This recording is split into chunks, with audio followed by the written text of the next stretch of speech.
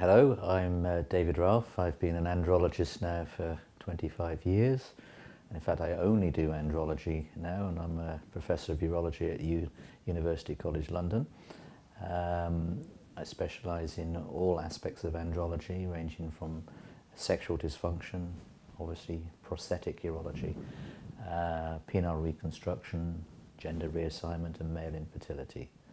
The main causes of erectile dysfunction are really westernized vascular disease, so anything that's associated with vascular disease, so hypertension, cardiac disease, the medications the patients are on for these conditions, the diabetics, heavy smoking, all these risk factors with sort of generalized vascular disease actually then impacts on erectile function. And indeed, patients that pitch up with erectile dysfunction should be screened for those conditions.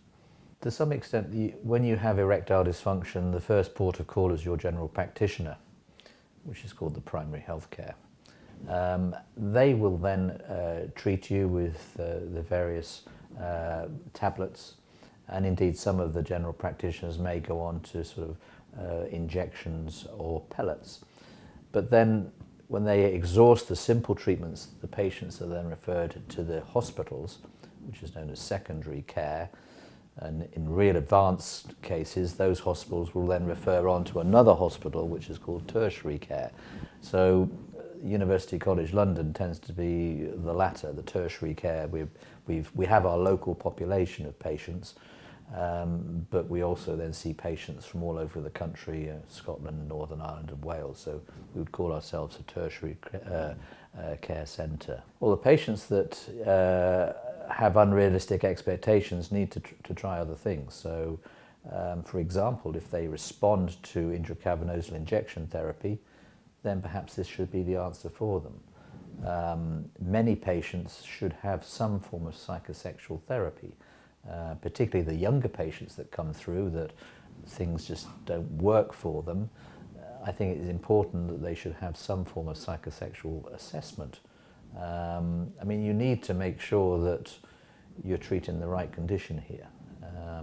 And so this is why there's a multidisciplinary team, not only psychosexual therapists, nurses, the surgeons, but also the radiologists. I mean, it's a big team, and you need to discuss all of these cases individually to make sure that everyone's in agreement that this is the right thing for that patient. I mean, the spinal injury group of patients, they're a very unfortunate group of patients, and they usually have erectile dysfunction. Some of the patients have reflex erections, and the vast majority of these patients will respond to PD5 inhibitors or sildenafil, Viagra, for example. Or in the olden days, they used to respond very nicely to intracavernosal injections. But there will always be some patients that don't. And those patients, of course, they tend to be younger patients. They have a physical, neurological problem. And, you can always treat patients to get them at least to have or regain their sexual function. So there are patients, they're in the minority in the spinal injury group of patients, but there are patients that then come through that need a penile prosthesis because they failed conservative management. I think it's important that these patients don't tend to have sensation in their penis, and so one thing you would not do is put a malleable penile implant in this patient where they will be unaware that there may be a problem and the thing may erode out through the end. So it should be an inflatable penile implant. Don't oversize the implant to prevent erosion. And of course, they need to be warned that the infection risk is much higher because quite often they self-catheterize or they wear convenes and things like that. So it's more difficult a procedure than just in other patients. Public awareness is increasing not only in the UK, worldwide. Numbers of patients with erectile dysfunction is just getting more and more and more. And so more and more penile implants will be performed in the future. I think the awareness is, social media, advertising. If you remember, Years ago, we were, as doctors, we weren't allowed to advertise. Now you can see adverts all over the place. It's not so much a stigma anymore to talk about it. The jokes that go with Viagra, for example, and you know, if a chap's taking a Viagra tablet, he doesn't care about it, whereas in the before, you know, everything was hush hush. So the awareness is populated not only social media advertising, but by the actual patients themselves. And as you know, you tell one person and all of a sudden, you know, everyone down the street knows. There are occasions where patients try to get to see a specialist, particularly for a penile prosthesis, for example, but their attempts are thwarted. It costs money.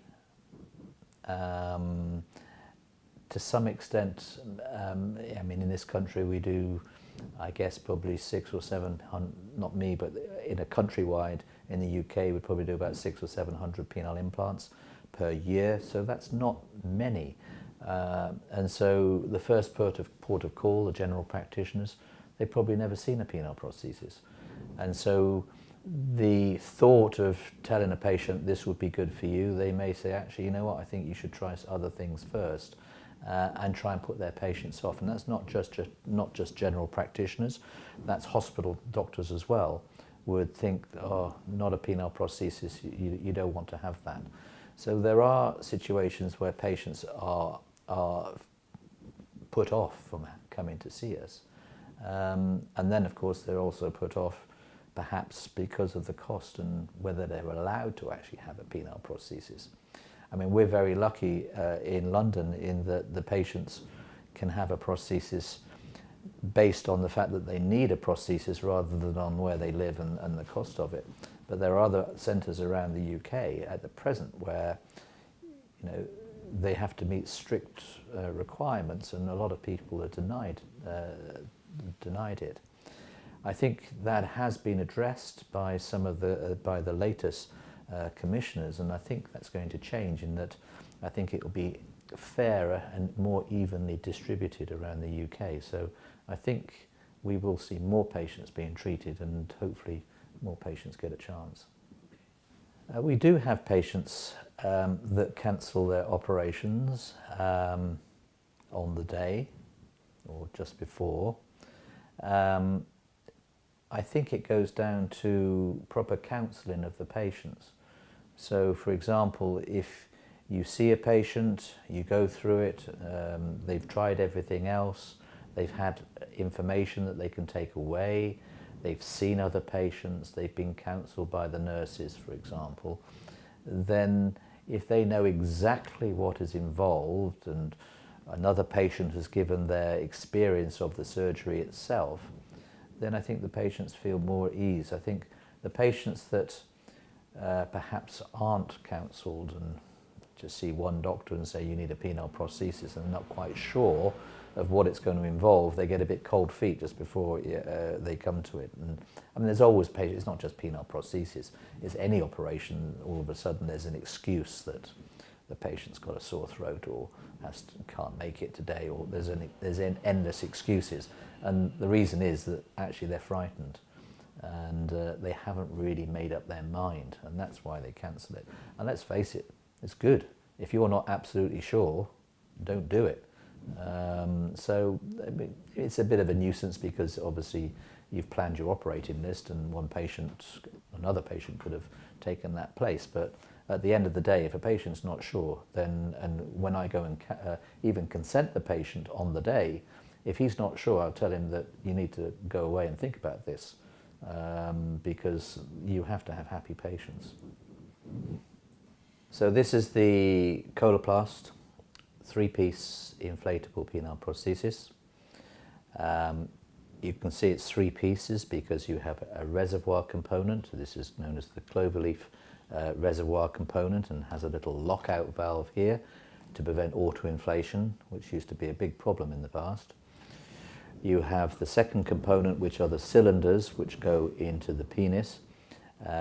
You can see the size of the cylinders. And they're in 2 centimeter increments, and so the patient has the size of the implant that fits their penis and not anything bigger or smaller. So they come in various sizes. And then finally you have the pump mechanism, which is placed in the scrotum next to the testicles. And so from a patient point of view, the only thing, I mean, they can be walking around in a communal changing room and no one will know they have this. The scars can be concealed, and likewise the implant.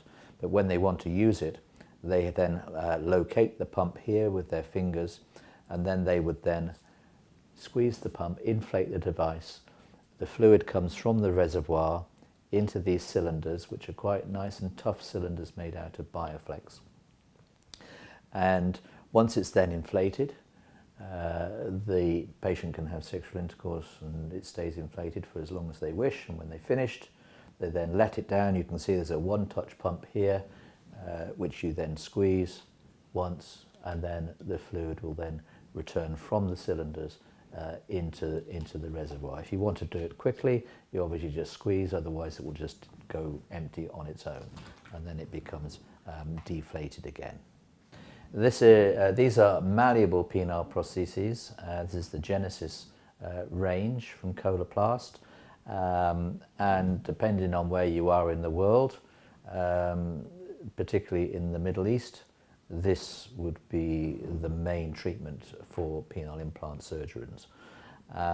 You can see that it doesn't inflate or deflate, but from a concealment point of view, you can bend the penis down and then bring it up into position when you wish to have sex.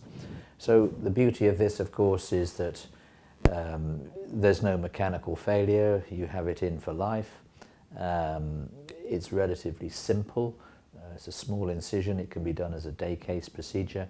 But the disadvantage is the concealment, particularly in a younger patient that perhaps has children. The concealment is, or the sporty type, it's a little bit more difficult, but ideal for patients that perhaps have poor manual dexterity or lead a more sedentary type lifestyle.